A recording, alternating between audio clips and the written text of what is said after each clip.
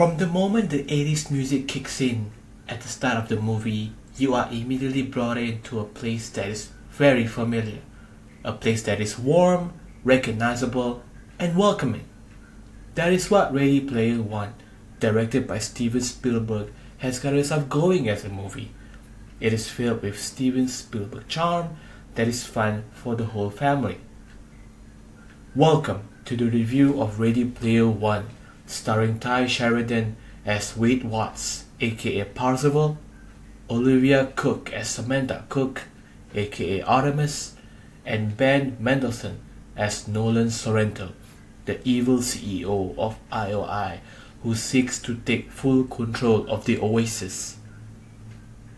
Set in a dystopian future in 2045 Columbus, Ohio, Ready Player One draws its story from its source material with the same name, where people venture into the Oasis, a virtual reality generated paradise, to escape a world that is vastly populated and on the brink of collapse.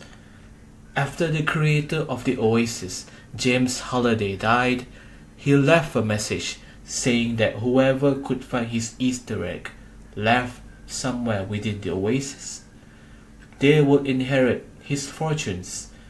This would spark a worldwide treasure hunt to find the mysterious Easter egg, when an unlikely young hero named Wade Watts decided to join in the hunt.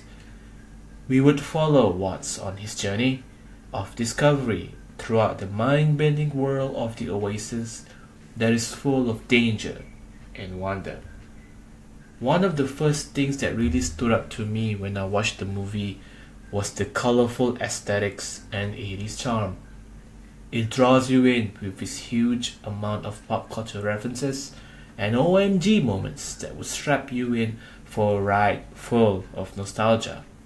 Once you dive in, what you get is a classic, well-paced Steven Spielberg movie with its own charm that is fun for the whole family. The CGI avatars were well done, and throughout the movie were well stacked with Easter eggs for the avid moviegoer to go through. The most amazing thing about the movie to me was its attention to detail. Despite the huge responsibility of attempting to translate a lot of story material from the book to the movie screen, and balancing that with all the game characters, credit goes to Spielberg for not only giving the right amount of screen time to the game characters that people love so much, but also giving us a well-developed story overall. From the kick-ass 80s music to all the game characters' cameo, it truly felt like a celebration of gaming culture that both casual moviegoers and hardcore gamers can celebrate together. While nostalgia is fun to experience possibly in small doses, the movie on its own suffers in terms of character development. The movie had to limit the amount of character development down to max possibly 30 seconds, just from a given line or two, that we couldn't really get to know our heroes and their motivations. I also kind of felt like we missed a whole story arc earlier in the movie, as it had to rely on exposition to explain what the Oasis is. It was just wrapped up in voiceover that I was left truly disappointed that we couldn't even spend enough time in getting to know the VR Haven. What's the currency like? Can they use money in the real world? It was very puzzling. So, does the cost of a ticket and soda to go on a trip to the Oasis worth it? Yes. You should definitely watch the movie.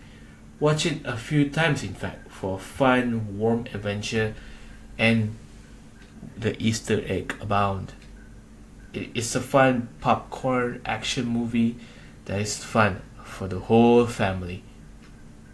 Follow us on iTunes, Podbean, YouTube, Facebook and Twitter for the latest movie breakdowns and reviews.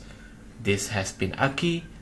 Thank you for listening to the review, and please make sure to don't give this movie a miss.